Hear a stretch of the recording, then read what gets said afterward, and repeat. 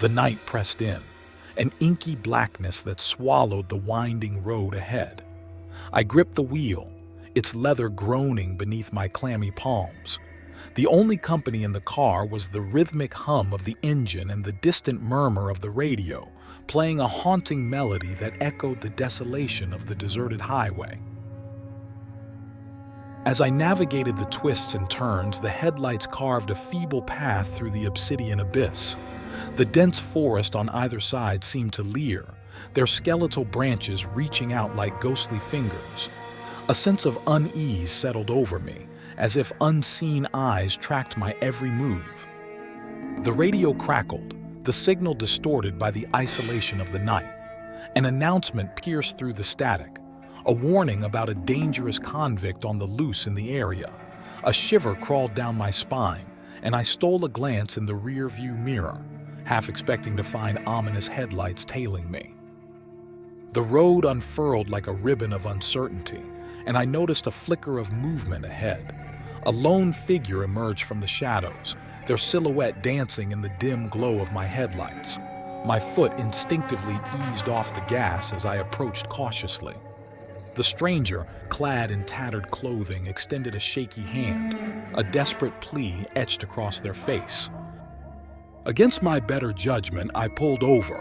The stranger approached, their eyes hollow and haunted. They spoke of a broken-down car, a stranded family, and a desperate need for assistance. Sympathy warred with skepticism within me, but compassion won the battle. As the stranger settled into the back seat, a cold breeze swept through the car, carrying with it an unsettling chill. I resumed my journey, the tension mounting with each passing mile. The stranger remained silent, their gaze fixed on the desolate landscape outside. A sudden realization gripped me. I had deviated from the main road, venturing into an isolated stretch. Panic clawed at my chest as I noticed the absence of familiar landmarks. I turned to question the stranger, but they were gone. The back seat lay empty, a void where their desperate presence had been just moments ago. A primal fear enveloped me, and I slammed on the brakes. The car screeched to a halt, and the silence that followed was deafening. A distant howl echoed through the night, and I felt the weight of unseen eyes upon me. The headlights flickered, casting eerie shadows that danced on the surrounding trees. In the unsettling quiet, a voice whispered through the wind, a chilling revelation that sent shivers down my spine.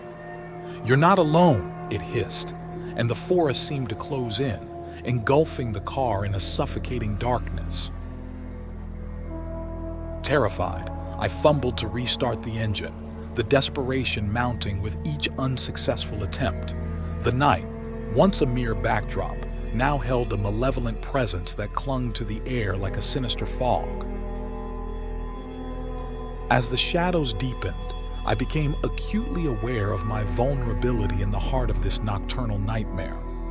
The road, once a path to safety, now stretched before me like an endless abyss, concealing secrets and horrors that lurked in the enveloping darkness.